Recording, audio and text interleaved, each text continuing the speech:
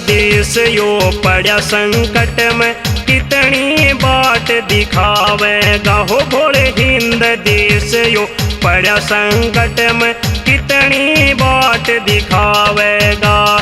तेरे भगत वीरान पड़े कद आके लाज बचावेगा। तेरे भगत वीरान पड़े कद आके लाज बचावेगा। भोले हिंद देश यो पड़ा संकट में कितनी बाट दिखावेगा।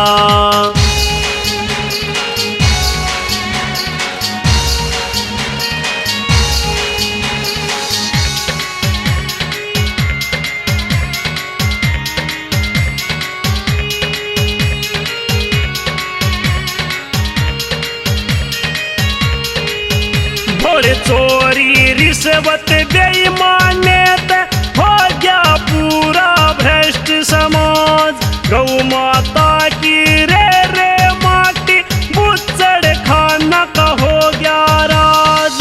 ओम नमो नमः ओम नमो नमः ओम नमो नमः ओम नमो नमः। चोरी रिश्वत बेईमानियत हो गया पूरा भ्रष्ट समाज। गौ माता की रे माटी बुच्चड़ खाना का हो गया राज। घर घर में रावण पैदा होगे कितने के राम जनावेगा। वो भोले हिंद देश यो पड़ा संकट में कितने के बाट दिखावेगा।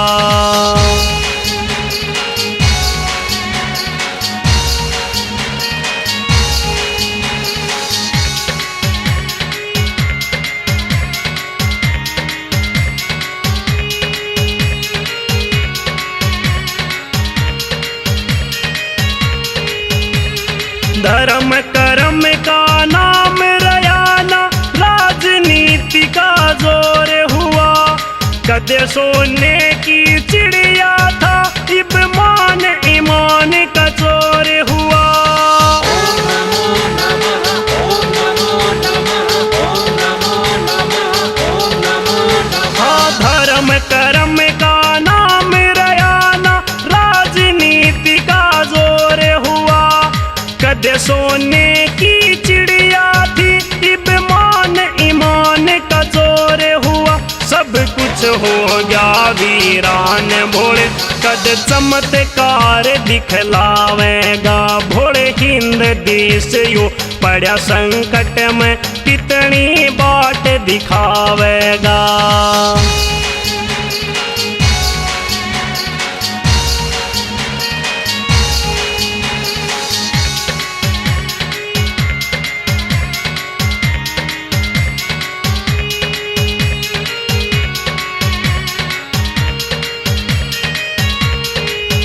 कोई तीन लोक का नाथ कहे और कोई पत्थर का बताया से। धर्म के नाम पर लूट पाट अमीर गरीब ने खाया से। ओम नमो नमः ओम नमो नमः ओम नमो नमः ओम नमो नमः। हाँ तीन लोक का नाथ कहे और कोई पत्थर का बताया से। धर्म के नाम पर लूट पाट अमीर गरीब न खाया से। कह परमिंदर सिंह कसर रही ना कितनी गारंट चटावेगा। भोले हिंद देश यो पड़ा संकट में कितनी बाट दिखावेगा।